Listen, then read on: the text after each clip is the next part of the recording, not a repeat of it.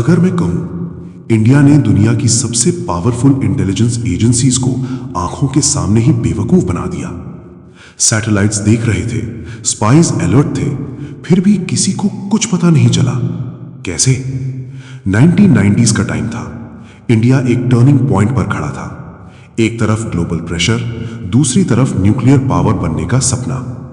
1974 के टेस्ट के बाद दुनिया ऑलरेडी अलर्ट थी और सबसे ज्यादा नजर थी राजस्थान के एक छोटे से डेजर्ट पर, पोखरन, क्योंकि सबको पता था अगर इंडिया कुछ करेगा तो यही करेगा। लेकिन प्रॉब्लम सिंपल नहीं थी।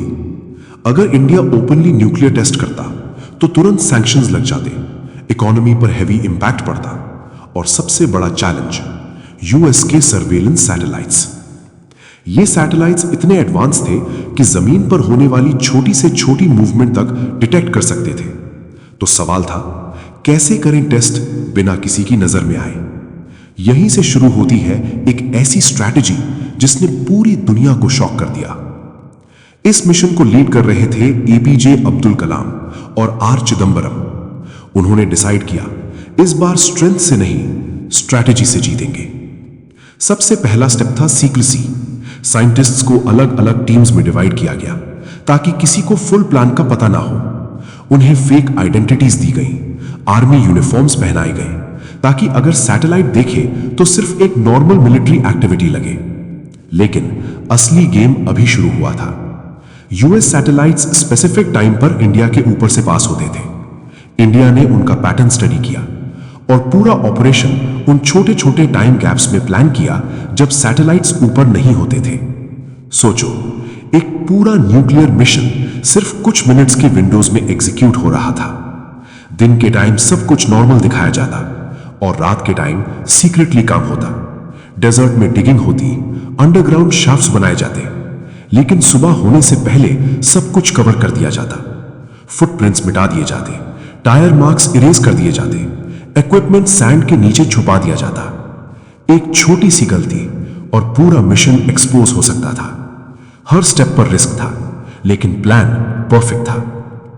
फिर आता है वो दिन, 11 मई 1998। सब कुछ रेडी था। साइंटिस्ट्स बंकर के अंदर खड़े थे। Heart beat fast, silence, complete silence. Countdown शुरू होता है। 5, 4, 3, 2, 1 और फिर एक पावरफुल ब्लास्ट। जमीन के नीचे इंडिया ने दुनिया को बता दिया कि अब वो न्यूक्लियर पावर है। और सिर्फ एक टेस्ट नहीं, कुछ ही दिनों में मल्टीपल टेस्ट्स। सब कुछ इतनी क्वाइटली हुआ कि दुनिया को शॉक लग गया। सबसे ज्यादा शॉक अमेरिका को। उनके सैटेलाइट्स, उनकी इंटेलिजेंस एजेंसीज सब फेल हो गए। एक यूएस ऑफिशियल ने बाद में एक्सेप्ट किया। हम कंप्लीटली सरप्राइज हो गए थे। सोचो, जिन सिस्टम्स पर पूरी दुनिया डिपेंड करती है, उन्हें एक डेवलपिंग कंट्री ने बीट कर दिया। लेकिन इस सक्सेस के बाद चैलेंजेस भी आए। इंटरनेशनल सैंक्शंस लग गए, प्रेशर बढ़ गया, क्रिटिसिज्म भी हुआ, लेकिन इंडिया ने क्लियर कर दिया, नेशनल सिक्योरिटी सबसे ऊपर है। और धीरे धीरे वही दुनिया इंडिया को एक्सेप्ट करने लगी।